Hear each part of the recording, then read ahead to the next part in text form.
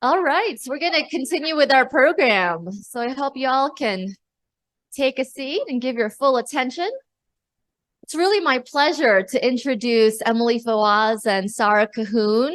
I will let them provide more detailed descriptions of how they came to this work. But from our standpoint, they are the most invaluable members of this collaborative. It's really without their sharing so generously of their lived experience and of their skilled approach in engaging families into our provider network that this work is possible. I am really, really indebted to them for their service. And it's really an honor to have them introduce themselves as well as the parent panel today. Thanks, Susan. Hi, everyone. I'm Emily Fawaz. I live up in Fort Collins. I'm an OT by trade. 4 years ago, I had twins that were born at 28 weeks here in Denver. And in 2021, I started getting involved in the Define work and just my experience. I wanted to make the experience of those families to come through the NICU after me better than mine. So.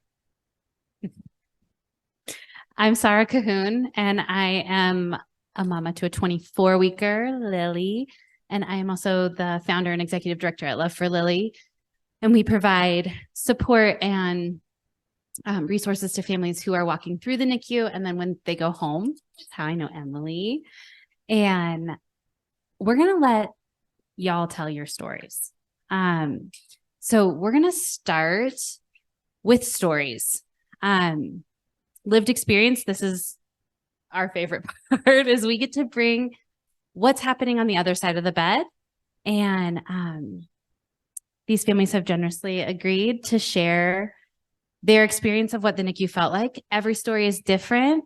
And we're going to go. Do you guys want to start, Laura? Ready? Okay. We're going to start. Oh, go for it. We forgot the slides. It's fine. Hi, can everybody hear me? Okay, great. I'm Laura Weinberg. This is my husband, David Weinberg. This is our son, Zev. I was admitted at a few times, blood pressure issues. And at our 28-week visit, he was diagnosed with IUGR. And then I was admitted again. And then 4 days later, he was delivered at 29 weeks and 2 days. And we spent 100 days in the NICU. We live about an hour and a half away. So that was a little tough. Thankfully, we were able to get a spot at Ronald McDonald House. He had an insufficient palate that we discovered at some point, and thankfully we were able to spend enough time in the NICU letting that develop so that he didn't have to go home on a G tube. And so we were really grateful for that. So that's what led to the 100-day stay as opposed to maybe leaving a little earlier. And he's doing well, catching up. So anything else you want me to cover? Okay.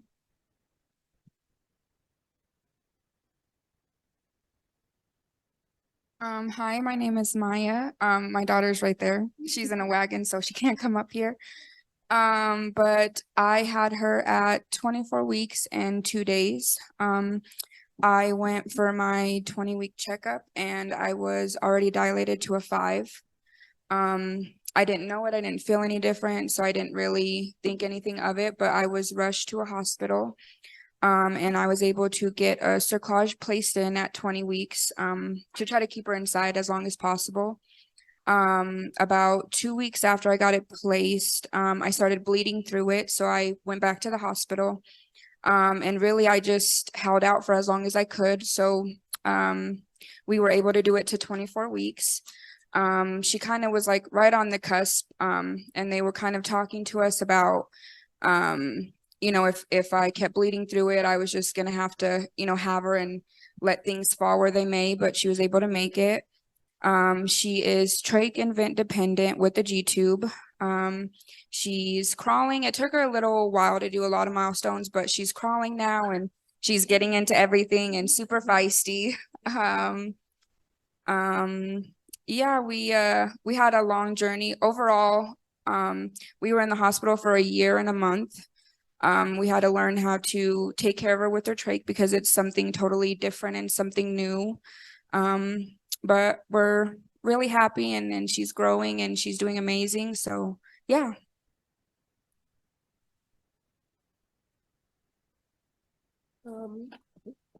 My name is Leilani Mason.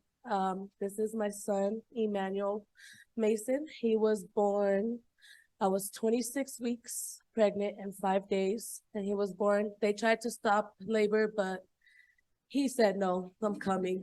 When he was born, he didn't have his lungs wasn't fully developed, so he didn't have any oxygen to his brain.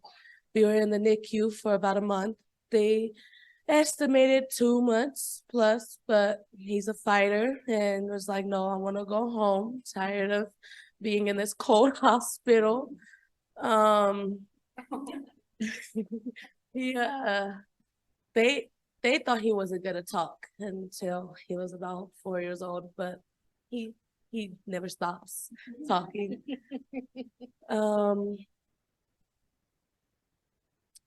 It was a struggle. I was 17 years old when I gave birth.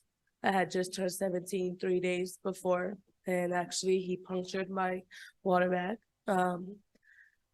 When on my birthday night, I actually had to pray and say, please don't let me have to share my birthday.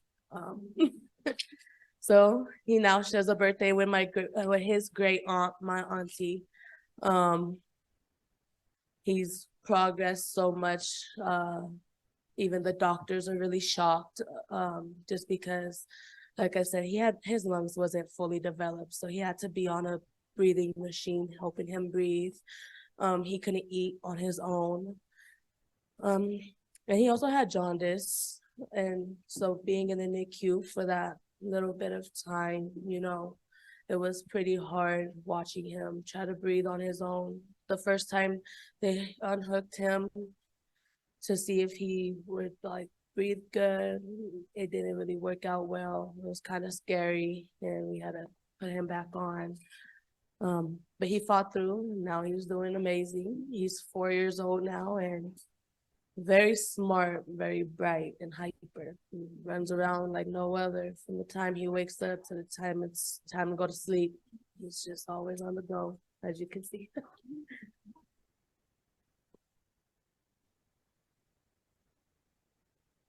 Thank you for sharing your stories. So we look at barriers defined to family engagement. So the questions that we are going to ask, not everyone's going to answer all of them. We're going to offer the opportunity. What barriers do you see to family engagement in the NICU from your experience? What were the things that created barriers to you? I think a big barrier for me was being a first-time mom, and she's my first and only, and kind of just figuring out how to get myself together while being her mom at the same time. About a week after I had her, I went back to work. And I mean, she was in there for a year, so I did that back and forth for a year. So really kind of balancing, getting myself together, working and learning every new way how to take care of my daughter was definitely a struggle for me. And I think my whole journey, I was given, opportunities to go seek help if I needed it, talk to someone. And I never really took any of them just because I kind of thought if I did, that people wouldn't think I knew how to take care of her or that I was incapable of doing something. So I never really talked about my experience or my journey the whole time I was in there. I just kind of worked and took care of her, and that's how I lived for a year. I don't think my race played that big of a part in it. There was, some people that I clicked with and some that I didn't. But yeah, I think anytime we kind of didn't get along with someone, it was easy to get them off of the care team. And there was a few people that kind of made me feel I didn't hold her until I had her December 2nd, and I didn't hold her until Christmas. She was 1 pound when she was born, so she was very little, very fragile. Breathing tube, all these tubes on her. And I was very scared. In my head, I thought I was going to break her. I was going to drop her. She was just like this fragile little human. And so I was very scared to hold her. So there was a few nurses and people that would ask me every day, you know, do you want to hold her? Do you want to hold her? And I would say, no, I'm okay. I'm okay. And sometimes I would get comments like, oh, you don't want to hold her and stuff like that, which kind of made me feel like a little bit like I was a bad mom or I wasn't doing what I was supposed to. But I had a nurse that just kind of gave me a little bit of a push that I needed, and you know, was just like, it's okay. You're not going to break her. She can't break. You're not going to damage her. So really just having nurses that made me feel comfortable and kind of pushed me to get over my fears was a big thing that helped me too.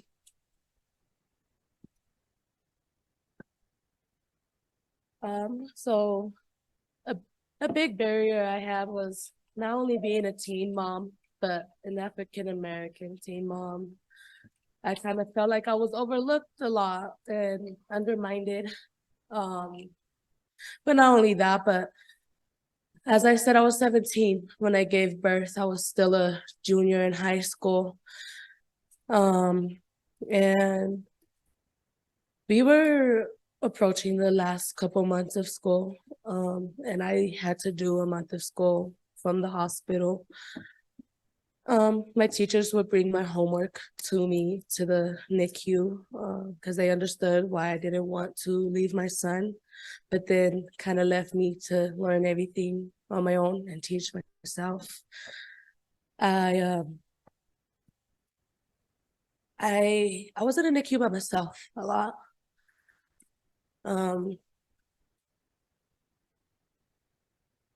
And a lot of the staff kind of just didn't really put too much respect on what I had to say with certain things and kind of brushed me off. Kind of made me feel lonely and confused. I mean, I didn't really know what to do. I was 17, still a child myself, trying to learn how to raise my own child, but also how to get him through the NICU. And I ended up passing school. When he actually got out the NICU a week before finals, and I passed school. My lowest grade was a B.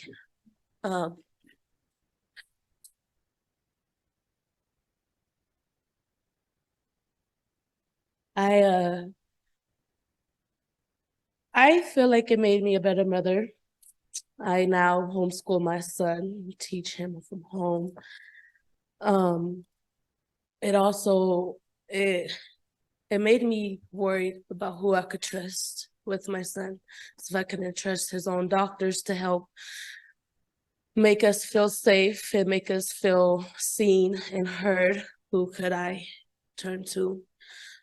It was very difficult getting the looks that I got.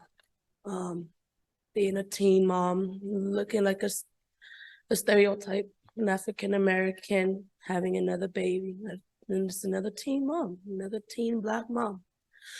And that's kind of how they treated me. It was just another one. And it was kind of like they were more in a rush to get us out of there than kind of making sure that he was good. Thank God that he was okay and was able to go home and be healthy, eat on his own, and all of that. Another barrier I had was I wanted to breastfeed, but since he couldn't eat on his own, I couldn't. And I ended up getting sick and got a fever of 101.98 and ended up in the ER. And I was pumping so that they could feed him through the tube. to the feeding tube, but nobody would bring me a pump to the ER. And without my permission, they gave my baby somebody else's milk. And it kind of made me feel some type of way because that was supposed to be something I do. And I was in the ER for 8 hours. My baby went 7 hours before they even fed him. I didn't know how to act, what to say. My mind was all over the place. I kind of felt like it was unfair. It was unfair not only to me, but to my son, because no kid deserves to have to wait 7 hours just to eat. And so it was a very hard experience for me. And that was probably one of the biggest barriers on my plate. But, you know, we made it through.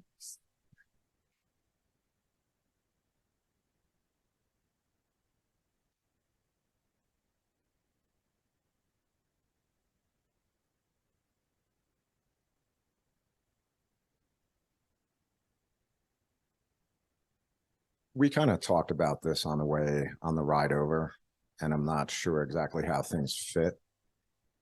But, you know, as Laura described, she was hospitalized a couple times, and then she went in for her 28th week, and we were sent to the hospital. And then 4 days later, she had an emergency C-section. You know, there was a lot of anxiety.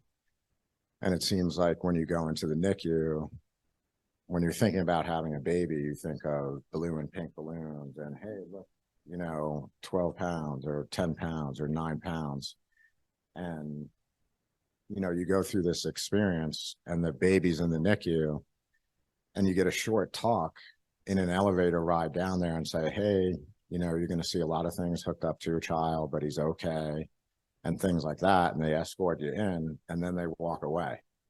And you're sitting there and you're like, wow, there are things hooked up to him, but, you know, being familiar with some of the equipment, you know, I can imagine what it was like if somebody didn't know what a CPAP was and what a nasal feeding tube was, or a respirator, or what the numbers meant on the monitors. And you're just sitting there like so concerned after you've rushed to the hospital, because like Laura said, we live, you know, a considerable distance and we have a dog. So I was traveling back and forth to make sure the dog was taken care of, because we live in a rural area and it's not easy to get somebody to come over and sit and take care of the dog.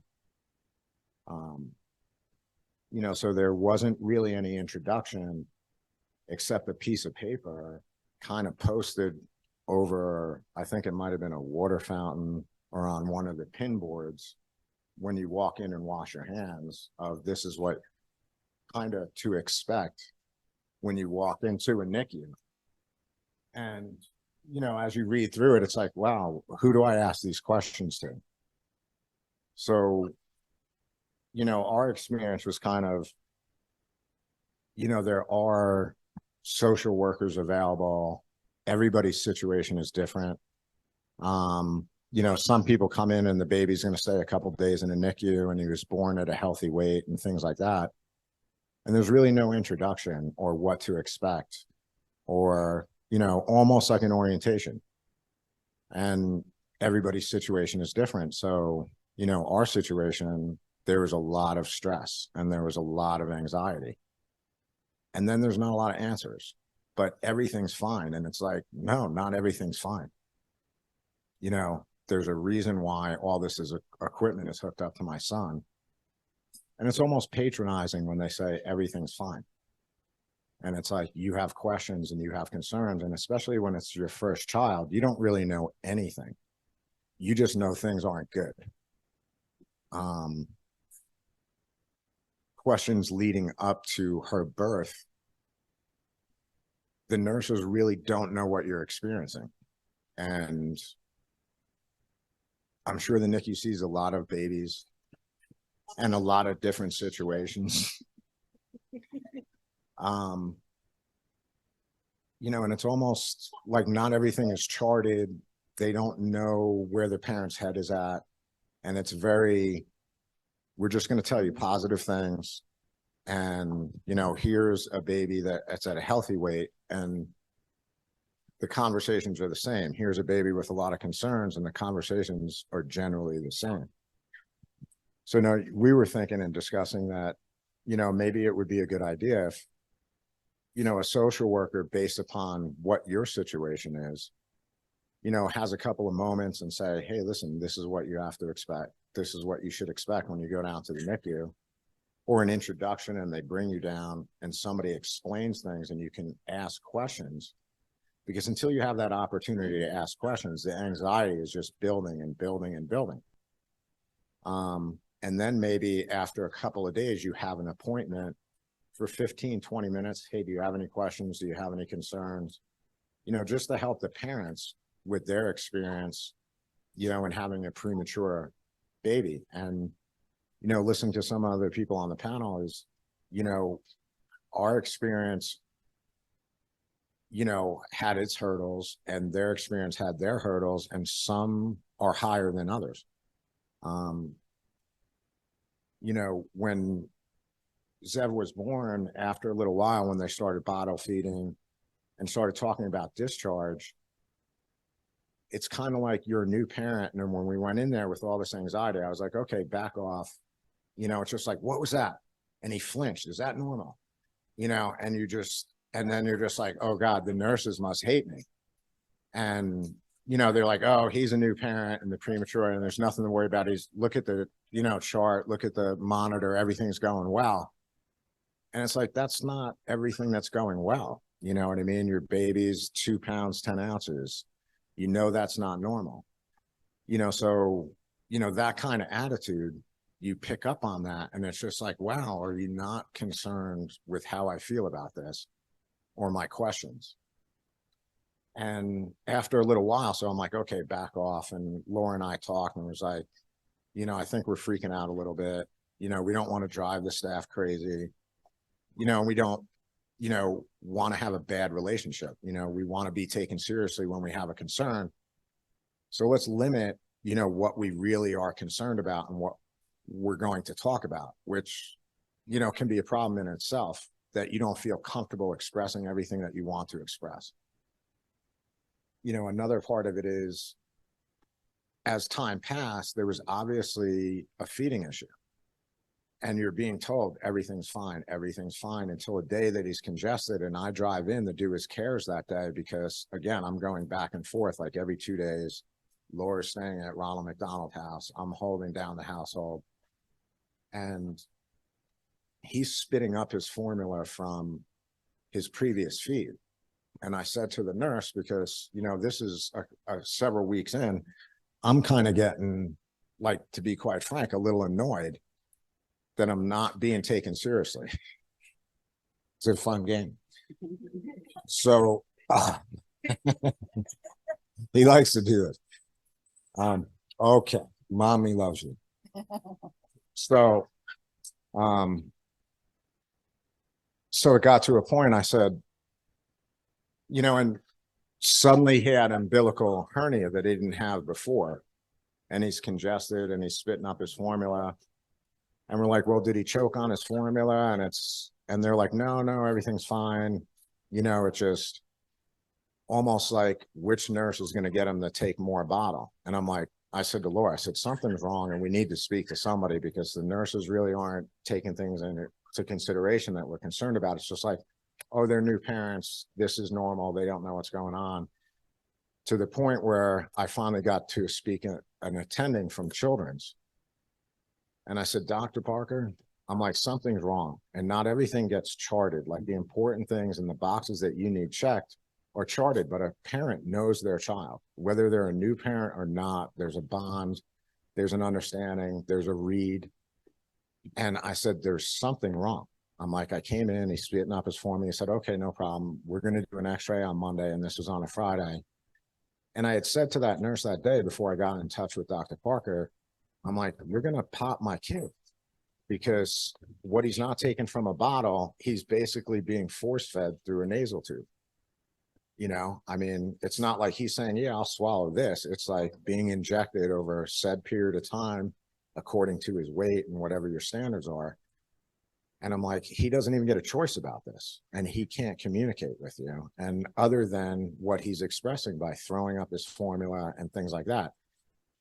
So, you know, he wasn't aspirating his formula. 2 days after that, on a Wednesday, you know, as long as the x-ray came back, there was a swallow study. And that's how we figured out that he had an insufficient soft palate.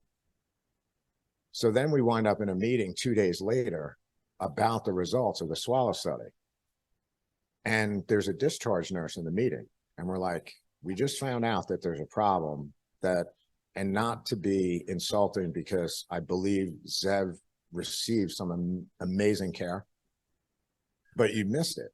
And you didn't take what a parent was saying, and it wasn't being charted. And I had to speak to an attending and not demand, but be very adamant and advocate for my son that there's something wrong. I think something's wrong, and this isn't right. And sure enough, the swallow study came back that 50% of his formula when he was bottle feeding was going up his nose and into his sinus, and then running back down into his stomach. So now there's a confidence issue. And from that point, we was like, we don't want the nurses feeding Zev. And in that meeting, they're talking about, oh yeah, and he's got this. And the resident at the time was like, well, you know, we can put in a G-tube so you can take your child home, like projecting that that's what's important, that we take Zev home. And that's not what our feelings are. Well, we work on this. And I said, excuse me? I'm like, so the NICU is going to be working on Zev's condition when we take him home on a G-tube. That's not what's going to happen. You know, so it's kind of like you're projecting this false sense of security that you're behind us on this to get you to agree to having a G-tube put in. And Zev never needed a G-tube. And thankfully, there was another doctor from Children's. I'm not supposed to name doctors, am I? Sorry about that. So, you know, he was awesome. And we spoke about it. And I said, can this be from the CPAP? Can this be from the nasal tube? And it just taught his soft palate to be in an open position. And he's just made that connection because the CPAP is blowing air through his sinus and keeping it open. And he's like, it's possible. But he was willing to buy us some more time in the NICU until Zev could have another swallow study while we try some different things. And I was like, why don't we just start from scratch and do some natural things that he would naturally do, like breastfeeding and things like that, because Laura was limited in that ability because of production, because of the prematurity, and her body didn't go into full production. So we used an SNS supplement, and sure enough, little by little, Zev was getting better. And by the third week, 3.5 weeks, he qualified for his next swallow study, and he was 50% better. So he never needed a G-tube, you know, and it's kind of like that really gave us a tremendous confidence issue in what was happening in the NICU. And like I said, I don't mean to be insulting towards anybody. Zev received some amazing care, but it seems that there's the NICU and there's home, and there's not an in-between.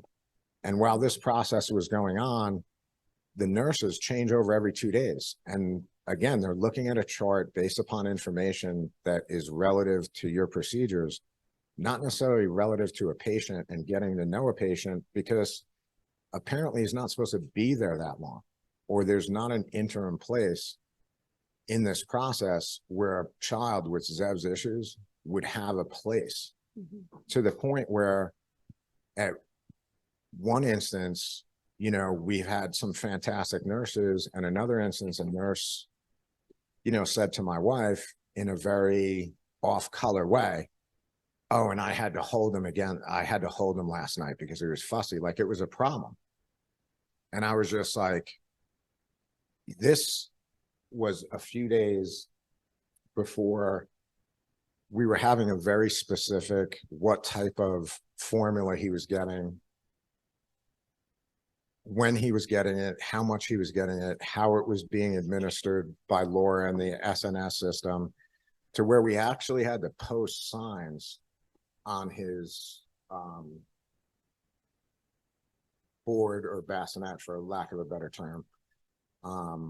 You know, so people wouldn't make mistakes because it was changing. The staff was changing every 2 days, and like mistakes kept happening, and feeding was not happening. And, you know, unfortunately for us, even though Laura works for another hospital, they don't recognize the difference between birth and when a baby comes home. So as soon as Zev was born, she had to take a maternity leave or lose it. So by the time this was happening, she already had to be at work. And fortunately, you know, it was the end of COVID. She was still able to work remotely, but she had a meeting. And then there was a situation, sorry, We're gonna I'm very pause. long in the tooth. We're as you gonna- can tell. We're gonna pause you. So I'll cut this short right here. But another situation was she gets a call and says, we're going to feed Zev this way. And that's not what we agreed with the attending and so on and so forth, to where I had to drive and race to the hospital and literally stand there by my son and say, you're not going to do this, you know, and that's not okay. Sorry. Thank you guys so much for sharing. So the next question we want to ask you all is, did you feel that the way you identified with race, gender, sexual orientation, age, geographic location, and or your socioeconomic status affected your ability to engage with your baby in the NICU?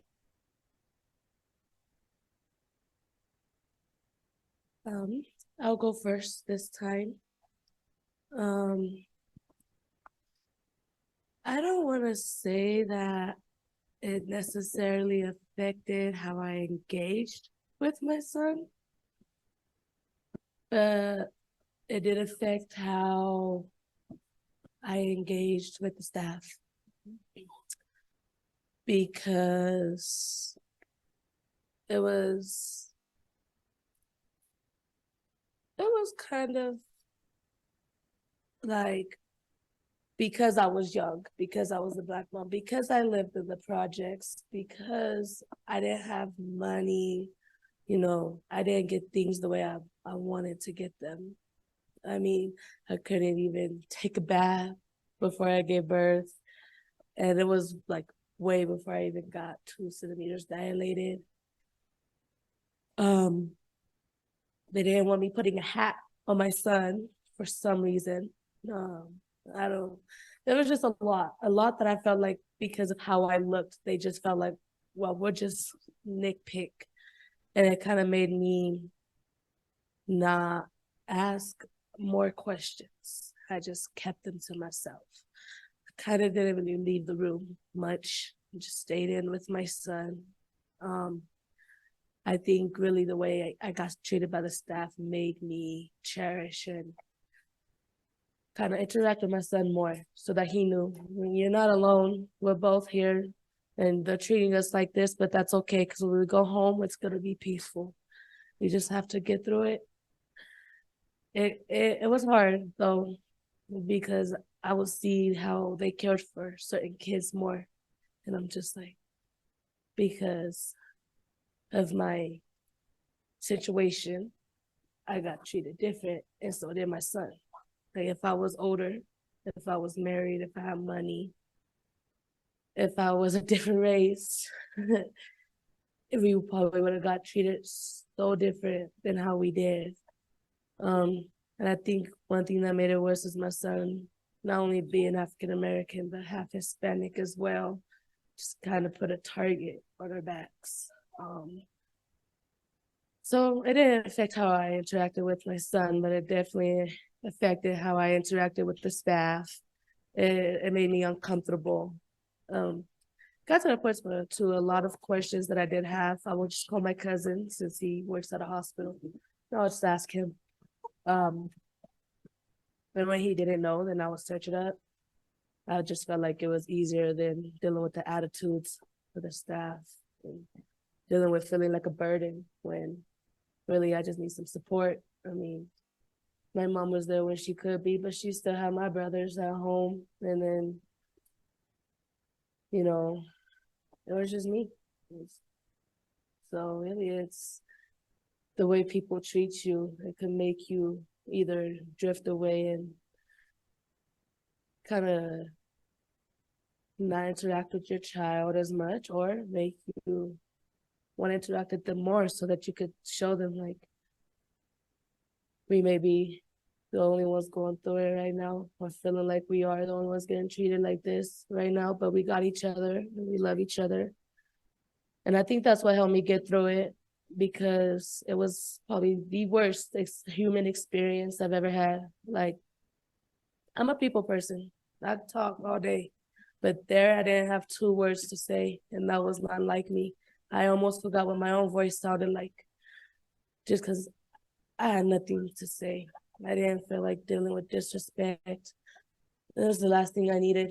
You know, I was trying to finish my junior year of high school. And then not only that, but COVID was coming around. By the time we got out of the hospital a few months later, lockdown happened. And I had to finish my senior year online. And so really it's kind of like the last thing I wanted to deal with was somebody making me feel like a burden because of the skin I'm in or my age, because I wasn't born 2 years earlier, or because I didn't have a lot of money or didn't come from a lot of money, or I had to stay, you know, where I had to stay, you know. I felt like it was just unfair. It's probably the saddest thing I've seen a human be treated. Like, I wouldn't wish that on my worst enemy. It sucks.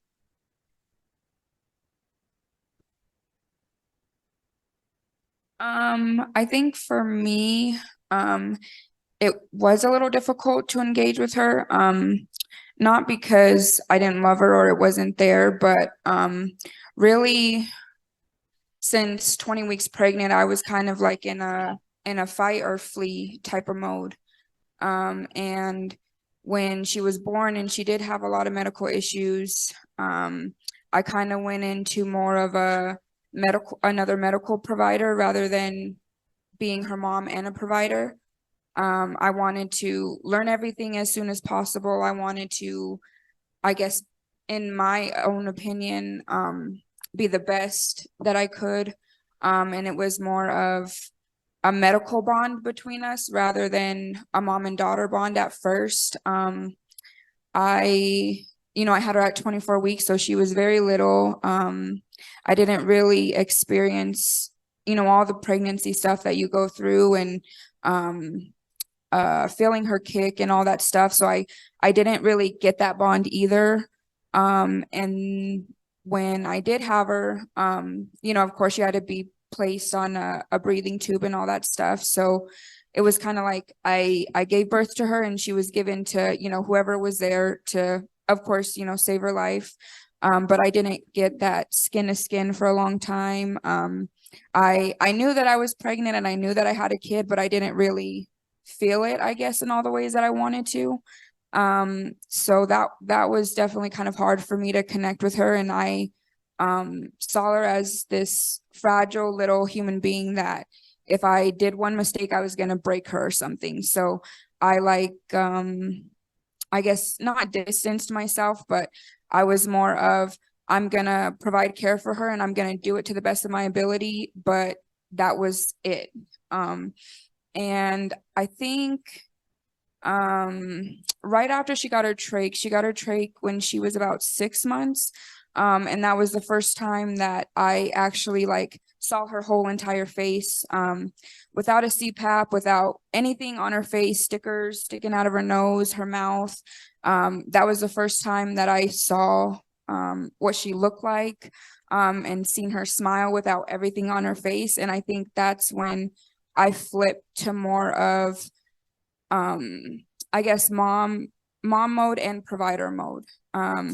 I knew that we were getting closer to possibly going home and figuring out what she needed when she got her trach placed.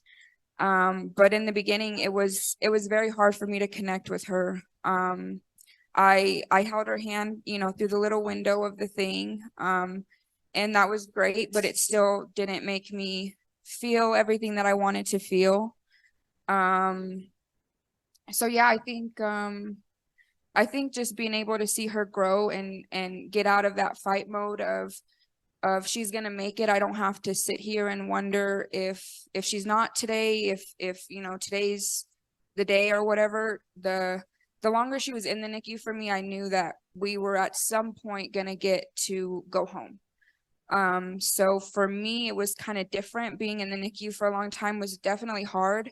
But it gave me more hope, I guess, than a short stay, because I know the care that she needed. And if our stay was short, I knew that she was going to have a lot more problems. So being in there gave me a little bit more sense of eventually I was going to be able to take her home. We also celebrated her first birthday in the hospital, and she went home a month after. But being able to see her crawl and sit up and celebrate with her definitely connected me to her more. And as she grows, I learned that she's a lot like me, very, very feisty, very strong-willed. Whatever she wants, she's gonna do it. She's gonna get it. Yeah, I see a lot of me in her, so that connected me to her too. But in the beginning, it was very hard. She was more of like a medical baby than my baby. But I think it just got better with time. And the more that I learned things and the more that I could tell the nurses, you know, no, I could do it myself. It's okay, I could do it. The more I felt connected to her.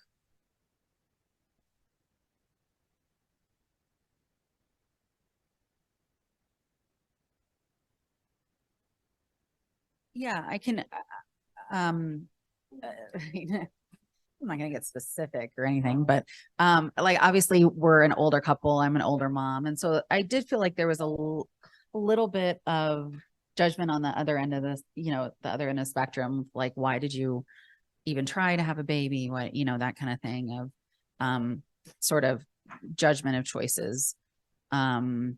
And then obviously our other barrier was the distance, which David kind of talked about.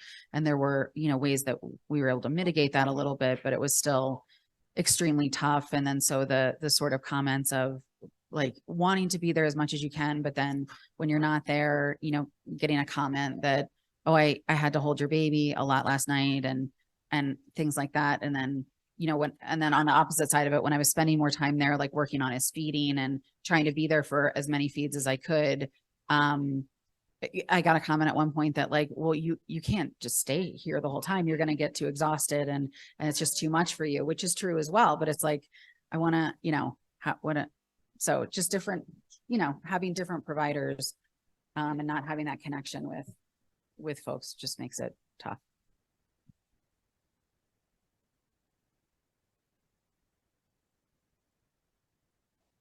Big question. This is a big question for everyone. Talk about your transition home and how it compared to expectations.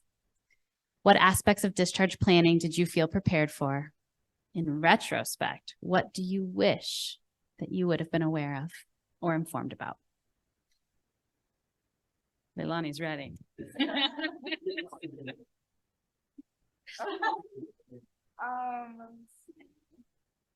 Okay, so you know, again, we were in there for over a year. And when we finally got to go home, it was very exciting. We didn't have to come back and forth, and it kind of always felt like when we came to see her, we were like setting up an appointment to see our kid. She never really, you know, slept in our house or just being able to see her whenever we wanted. So going home was definitely a big thing. But at the same time, for me, I was very terrified. She is trach and vent dependent, which means she has machines that we carry and equipment that we use. And you always have to have certain things, and you always have to have an emergency bag. And we got prepared very, very well. Our trach teacher was very, very good. So I was prepared in that sense, but also kind of thinking of, I'm actually going to have to do it by myself and with my partner and my family day in and day out. You know, if if anything happened to her, I wouldn't be able to just call a nurse in or, you know, be right there where people could help her right away. So that was a very, very scary thing for me. I knew that we were ready and I was prepared, and I would like quiz myself all the time of, okay, if she pulls her trach out, what do you do, Maya? And if she does this, what do you do? And you always run over it 1,000 times in your head. But she surprises me every day, and there's always something that she does to keep me on my toes. And when I feel like I got everything and we're in a routine, she'll kind of, you know, pull her trach out and be like, nope, like, you still need to know how to do this because you're getting too comfortable. But I guess what I wish I was more informed about, I guess I would say how much she doesn't do at the group of kids that are her same age. For the longest time, you know, she's nonverbal still, so she does a lot of sign. And she is still so little to me. She doesn't really gain weight that fast. So really everybody around her is bigger than her. And as a mom, I felt like she, you know, wasn't getting enough, wasn't eating enough, wasn't gonna develop the way that she should be. So kind of really, I guess I would have wanted more of where she's at is okay. You don't have to worry if, you know, all the kids around her are 20 pounds and she's only 10 pounds or whatever the case is. So being more informed of how really behind she is, I think would have been a little bit more beneficial. But at the same time, knowing that she's going to move at her own pace because of where she came from, and everybody's progress and stuff is different. I do have a really good support system, a really good partner. So that made it easier, but kind of being a little bit more prepared of every single day you're going to do this, you know, by yourself day in and day out, was definitely a big scary thing for me. I'm a first-time mom, and so having a medical kid as my first kid was terrifying. But I think for the most part, I got trained the way that I was supposed to. It's just really living it and learning it is two different things. What I learned was by the book, and you do this step if this happens, and you do this if this happens. But there's been things in that book that has happened, and I'm doing like step 20 because that's where I need to be in that moment. So just kind of learning her and learning how we're going to do things, and how I don't have to do everything by the book. As long as I get her the care that she needs and I get her to her endpoint, I don't have to go, you know, this is step 1, step 2, step 3. If you don't do step 1, then you miss up step 3. So just kind of giving me a little bit more clarity of, if you don't do it by the book, it's okay. Just make sure that at the end of the day, you get her what she needs, and you do what you're supposed to do. But coming home was definitely a big, huge thing for me. I would see, you know, all these moms going home, and I would feel kind of bad because we were in there for so long. But our transition home was different. I'm very organized now.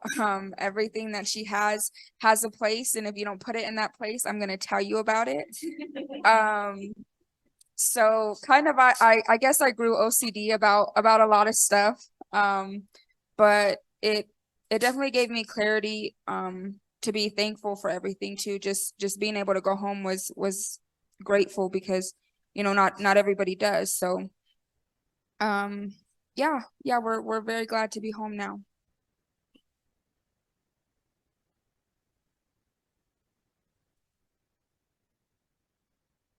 So the transition home, well, when they had came in and discharged us, and I put him in the car seat for the first time, that's the biggest smile I've ever seen on his face. So I knew it was gonna be peaceful. What I was not prepared for was the breastfeeding in school. I knew that it was gonna have to happen, but I wasn't really prepared for it. because like I said, I was still a junior, so I still had to go back to school for my senior year. And so for the first few months of my senior year, I was able to bring him to school with me until lockdown happened. I had an advisor, a student advisor, who I looked to her as like one of the biggest female role models in my life. She allowed me to do my classwork in her office and breastfeed at the same time. Everybody loved being in her office. But when she see me coming with the baby, she tell them, nope, Mayo needs to eat, y'all gotta go. And some of them were confused, like, what do you mean, you know? And she was like, well, she has to breastfeed and she also needs her education. So she does both here. So having that comfort and being able to still be behind closed doors and have that bonding moment with my son while still finishing high school was great. What I did not expect was to have to do school online, literally on Zoom, and not feed my baby. There was times where the teachers would be like, Leilani, why is your camera off? And I would have to tell them, like, I'm feeding Emmanuel. And not all of them knew I breastfed, so I would have to like write them an email and let them know, because, you know, some of it just wasn't the students' business, you know. Another thing was I expected to live with my parents. I expected to live with my mother for about maybe 3 more years. I actually ended up moving in with my father. And then after that, about probably 2 months after I graduated high school, I got my own place. And I got a car and all that on my own. And it's something I never thought that I was gonna do. I even went to school and work. Sometimes I was going to school from work. I didn't know that he would stop breastfeeding so soon though. He really didn't want milk at all. I tried pumping, he didn't want it. I tried giving formula, he didn't want it. He just was ready for some milk. He was like, I'm done with the milk. Like, and another thing I didn't expect was all the support that I got from my peers, from teachers and students. They knew I was a single mom, and they knew I went through a really bad breakup, but they were there to support me. His godparents were in high school with me, but they stepped up. Both his godmom and his goddad, they're really close friends of mine. And when I just needed time to focus on schoolwork, they would take him in the hallway and walk with him so I could do my schoolwork. I didn't expect to have such a big support system when it came to finishing school. I thought that I was gonna have to do it all on my own because I was left alone in the NICU, so I prepared to do everything on my own. And I mean, as time went by, I did end up doing a lot of things on my own and got left alone, but having the help to just finish school, even start college, went to cosmetology school. And my father, my mother, my grandmother, all of them made sure I would be able to work and go to school and still be able to raise my son, have babysitters for him. There was times when my teacher, because I was in night school, he would let me bring my son to school and he would just sit in the back of the classroom and I'll do my work. And he's just sitting back there, you know, playing with the mannequins and stuff. What was scary for me was I was only 17. I barely knew how to take care of myself, you know, and just started making my own doctor's appointments and stuff like that. And even though I've always worked, I've worked since I was 14 years old. So that was nothing new. What was new though is bringing my son to work. My father was one of my bosses working at Subway, and my son would be right there, right in front of us by the window. And I'm making sandwiches and watching him at the same time. And everyone's like, you're not even looking at what you're doing, but you're doing it right. And then, well, I have to know where this stuff is at so then I could make sure he's good. I have all these people in here. The last thing I need is to lose my son in the mix. Especially given the fact that I didn't have the pleasure of calling his father to babysit. I didn't have the pleasure of calling his other grandmother to babysit or his auntie, because he doesn't have any aunties on my side. And he has uncles, but my oldest brother, Sean, was in college. My older brother, Caleb, was doing his own thing. My brother, Malachi, is sick. So even now, like, even though now Malachi, he like watches him and stuff, it's still, you know, a very iffy thing because he has kidney failure, stage 5, and also heart failure. So it's kind of like a iffy thing. So it was very, very surprising to see, even though all these people around me have so much going on, they still made time to let me know, like, it takes a village and you got one. And it may not feel like it sometimes, and some people may turn their backs on you and they'll tell you what you want to hear but not show you. But the people, us right here, we care. I lost my job the day I gave birth because I couldn't go in. My boss was like, well, she's fired. And my dad and my uncle, they was like, just transfer to this store. Because I was already working at Subway and then I got fired. My uncle was like, you can work here. You got a job. As soon as you're ready to come back to work, just come on. We'll do the interview process and everything, but you got the job. It was the biggest blessing to have such a support system after being so alone, after so many nights that I didn't sleep, so many tears, so many fears. A lot of prayer went into it, and God answered my prayers with a village. And I feel extremely blessed to be where I'm at right now, because if it wasn't for that village, I would have struggled. I would have struggled hard. And they seen how determined I was. I'm now fighting to start my own business and leave an empire for my son. And I'm doing really good at it. And I wouldn't be here if I didn't have that help. It made me look at life differently. I stopped focusing on the people who walked out and the people who I love so much, who turned their backs on me, and focused on the people who are here in the now, and letting like myself know, like, God has a plan for you. As long as you keep faith.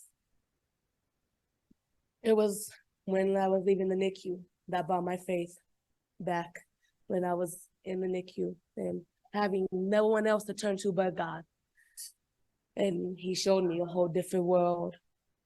So that was not what I expected leaving the NICU. It was the best moment of my life. And I want to say thank you to my dad and my grandmother. I appreciate y'all with all my heart. You guys helped me a lot, and I wouldn't be the mother I am today if I didn't help me the way that y'all did. And I appreciate it so much, because it would have been way harder than what it has. And it's been hard, but y'all shined a little bit of light in the rain. So I appreciate it.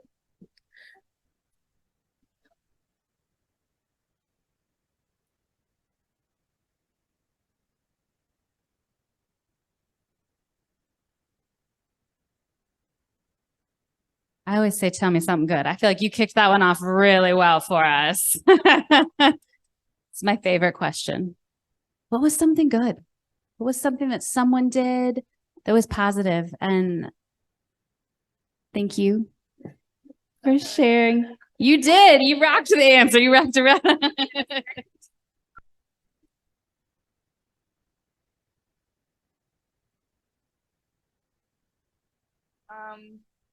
I think if there was a lot of good things, but I think if I have to pick, the biggest one was a doctor that I had, and when I had to get my cerclage placed at 20 weeks, I was very scared, very terrified, and I had the conversation of, we can place it, or you can go into labor and let things happen how they happen. And I chose to, get my cerclage placed and see what happens. But she restored a lot of faith in me and believing in my body and believing that that I was pregnant for a reason and everything happens for a reason. And she did like a miracle cerclage on me, and after she placed it, she cheered and everybody in the room was so happy. And I think after that I was like, okay, whatever happens, but I could do this, and I'm a lot stronger than I thought I was. And when I was getting my cerclage, my water bag was right there, so there was a chance of it popping, or my daughter chose to kick her feet and make it a little bit more difficult. So I was, all the way face down like this, trying to get gravity to help me. And she did it, and she placed it. And she had asked me, she didn't think that she was going to be able to do it at first. And she, she came to me and she said, I could keep going, or we could stop and you could go into labor. And I said, just if you could keep trying, and whatever happens, happens. And a little while after that, she yelled and she told me, I did it, I did it, I did it. And really somebody that didn't know me and didn't know my situation, just wanting to help me so much. And we were in there for, I don't know how long. It was supposed to be something simple and easy, in and out. And we were in there for a few hours. But just somebody on the medical side giving me faith, and not giving up on me. And when I said keep going, really, really trying to make something out of nothing.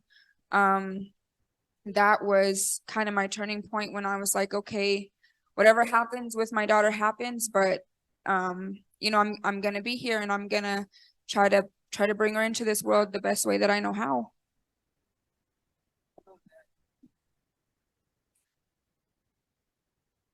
I think similarly, when you think back across the whole journey, there are always a few people that stand out, care providers.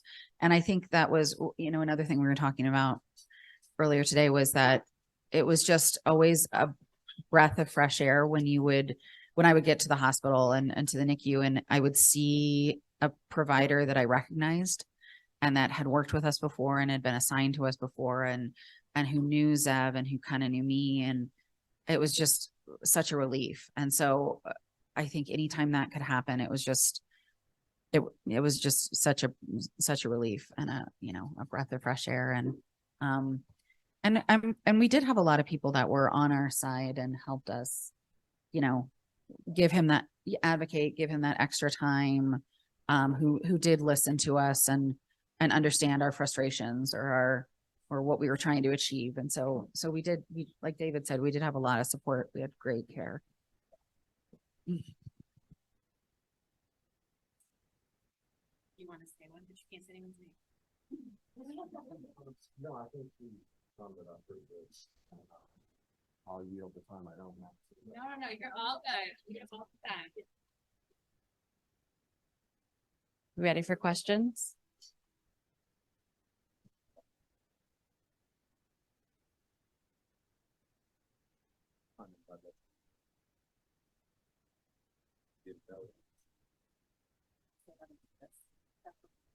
So there was I didn't think you were going to give back.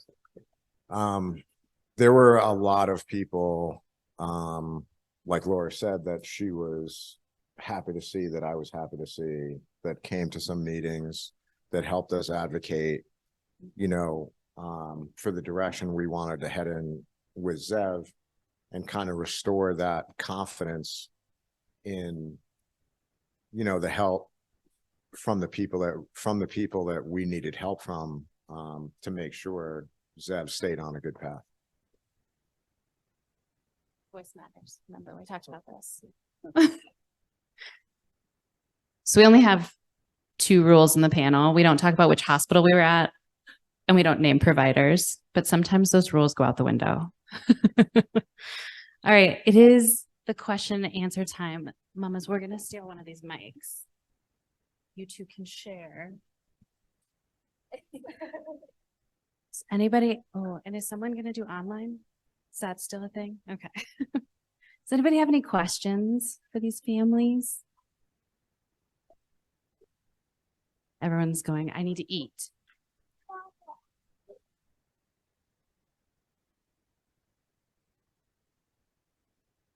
A question for Maya. You fell off. You talked about how at first you thought of your baby as more of a medical baby, and it took time for you to feel like her parents, that you had engaged with her on that parent level and not the provider level.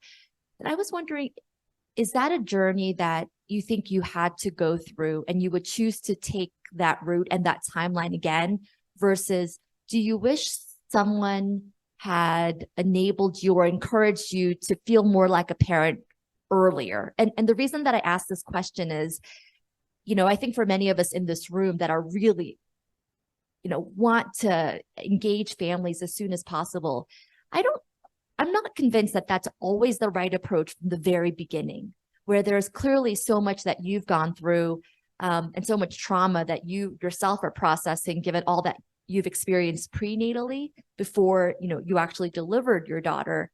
And so just wondering if the road that you experienced was the right road for you, or would you have wanted someone from the NICU to help you feel like a parent and a provider from the very beginning? Good question. I think if I had to do it all over again, I would do it the same way. I am I don't share my feelings. I'm headstrong type of person. And going through really everything that I went through with her was very emotional, but I'm the type that I don't really show it. And so for me, if I were to be more of her mother and not a medical, I think I would have fell apart a little bit. And I think that our journey would have been a lot longer in the NICU.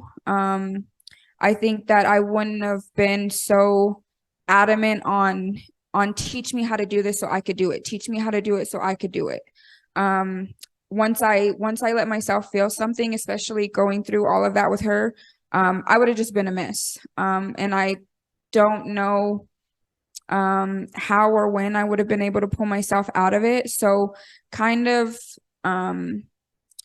I pushed myself to be the medical provider at first, because I wanted to take care of her. That was my goal. And kind of everything that I felt inside, outside, for me, it didn't matter. Of course I know that I mattered and my feelings were valid, but that was a point in my life where everything that I felt, I had to push it down for me to be her medical provider first, and let that love and that motherly thing come after I knew that I could take care of her medically. Because, if I don't know how to do the medical part, she'll fall apart. She won't survive if I don't know how to, change her trach the way that I'm supposed to, and know her medical wise before I knew her as my daughter. So I think if I had to do it, I would do it the exact same way, and I don't think I would change anything that I did. I knew that I always loved her, so that was never an issue. And it might have looked weird to some people on the outside of I wasn't as maybe lovey as a first time mom or a NICU mom. But for me, being the medical felt right, and it gave me like a purpose, not to just think about, oh, I didn't get the birth plan that I wanted. So kind of giving myself that distance also helped me kind of cope with everything that I lost as I gave birth to her.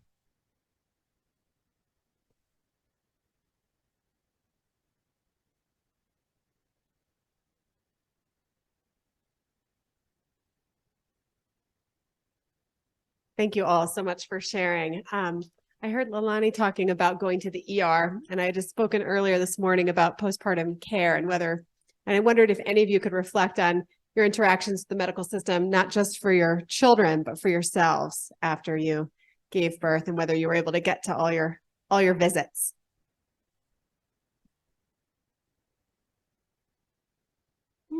Well, after the ER visit, I think that I went to get my birth control for my 6-week postpartum checkup. And after that, I missed my just regular physical checkups. I was more of just, I got time to get my son to his appointments, his dentist appointments, his doctor's appointments, but then I have to go to work. I can't. Once I graduated high school, I went straight to work. And then once the pandemic lifted, I went straight back to school, went to college. So I didn't give myself that time to take care of myself, probably until just recently. I just had my first doctor's appointment in probably 3 years. Yeah, it's been a while. And my first dentist appointment I had last year, and I actually have an upcoming appointment that I plan on making. But once I gave birth and realized it wasn't about me, just no more, and I think I kind of pushed it to the limit, like made it nothing about me. All of it was about Emmanuel, and that's when one day I just realized, like, if you don't take care of yourself, you're not going to be here to take care of your son. So yes, it's about him, but it's also about you. You got to find that time to take care of you and your son. Especially because after my visit to the ER, I kind of got scarred because I didn't really get the care that I should have gotten. And it took them 8 hours just to send a doctor in to see me. So I was kind of like, then it ain't about me. I have a kid now. So maybe they're just like, whatever, So then kind of made me whatever myself. And that was probably bad because I just recently in March found out I have epilepsy. If I would have went to the doctor 3 years ago, I probably could have been able to find that out with a regular physical. Instead, I had to end up in the ER. My son found me in my bathroom, the worst experience. I woke up in the hospital. I didn't know what happened. Turned out I have 4 seizures and died twice. And my son witnessed it all. He was the one who, thank God my friend was over, but he was the one who went and got my friend and told him, like, mommy got owie, mommy. She's like in the bathroom and she fell down. And when I woke up in the hospital, I was like, where am I? Like, where's my son? What's going on? Like, I thought it was a dream at first, and it was reality. And I would have been able to know that if, like, about my medical issues, if I would have taken care of myself. So that's something I regret a lot because I neglected myself. And I feel like in the way that made me neglect my son, because he needs a mother who's healthy to be able to take care of him the way that he needs to be. So I learned my lesson for sure, but I wish it wasn't that way. If I could do it over, I would have took care of myself a lot more.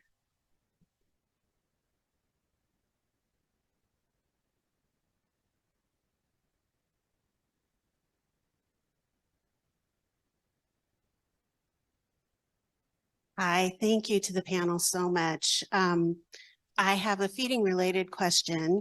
Melanie, huge respect. It's tough to breastfeed a term healthy baby. It's tougher to breastfeed a preterm baby. And then it's even tougher to breastfeed a baby while you're finishing high school. So just huge respect to you, and your child just looks like he's thriving. Thank you so much. Thank you. I really appreciate it. My question is for the whole panel, if you could describe what feeding your child has been like coming home from the NICU. What kind of challenges have you had? Well, to begin with, Emmanuel, he latched on fairly easy. He just wanted to eat all the time. And then around 5 to 6 months, he just stopped. He didn't want milk at all. He didn't want formula. He didn't, because he was preemie, I had to give him the formula and my breast milk so that he could get all the nutrients that he needed. But he ended up not wanting nothing. He was like, I don't want none of that, I want food. And so that's when my grandmother was like, that baby don't want no milk. If you don't give him some cornbread or some beef, some yams, something, you can smash it up. And so that's what we started doing. And ever since then, he eats everything. His favorite food is seafood. He would tell you, if you ask him what you want him to eat, what does he want to eat, he's gonna tell you, I want a seafood boil with steak. Like he's a big eater. He loves sushi, soul food, Mexican food, Italian food. His favorite food is either seafood or noodles. If he could have both, I'm pretty sure that's all he would eat his whole life. Sometimes I have problems with him eating because he's so hyper. So he's like, I'll eat later. I want to play. I'm not hungry. But he's rubbing his tummy. He's hungry. But he's like, no, I want to play. Then by the time he's like listening to his body, he goes, ooh, mommy, I'm really hungry. And then he'll eat. Whatever you put in front of him, he's going to eat it, except for cheese. He doesn't like cheese. But and his favorite, he loves broccoli. Like he'll tell you, if you go to Chinese food, he's gonna tell you, I want noodles and broccoli. That's all. So he's a very good eater, very healthy. I don't know how he likes broccoli. I never met a kid who does, but I'm glad he does because I didn't have to fight him for it. So eating was very unique in his case. I think he gets that from me because I eat everything.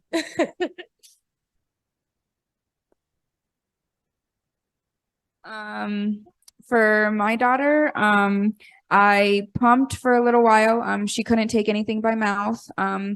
So I pumped for about maybe 6 months. And then I slowly stopped. It was just too hard on me mentally. I worked full time and then I saw her and then I still had to go home and sleep and everything. So it got really hard for me. But I did it for about 6 months. And then when she got her trach, she also got a G-tube. So she is, 100% G-tube fed. About 2 weeks ago, she did start taking pouches. And that was a big thing because she hated anything by her mouth. I think just from all the machines and people going inside her mouth and her nose, she just had a thing with her face. And now she eats like 2 pouches a day and always asks for food. So yeah, that's our journey right now. She's still 100% G-tube though.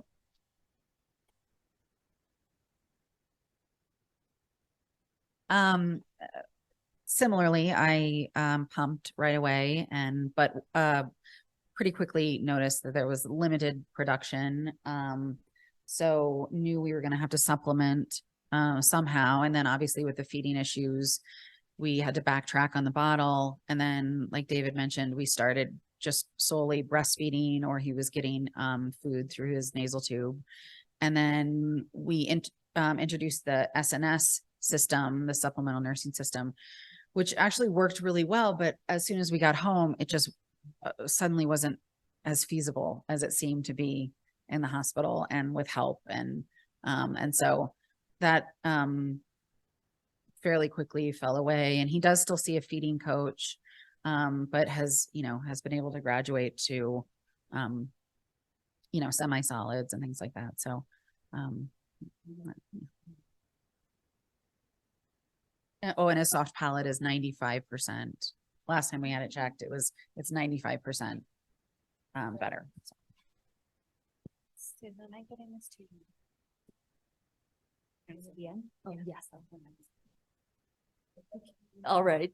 Sarah's reminding me that this stands before lunch, although we could probably sit here all day, all afternoon. I just wanted to say thank you so much for sharing your stories with us. And I wanted to also emphasize that this was all of us learning from you and your shared experiences and how does your sharing then inform our future interventions? So really our goal for lived experience panels for every one of our defined forums is to go beyond the sharing, but moving that into action. How do we take what you've shared and how does that then inform our practice and policy change in the NICU in the weeks and months to come? And so I want to reassure you that all of that you have shared it's all been recorded and we'll transcribe it, and it will most certainly inform what we as a collaborative do next. So we thank you so much for how vulnerable as well as authentic you've been with us today. Thank you.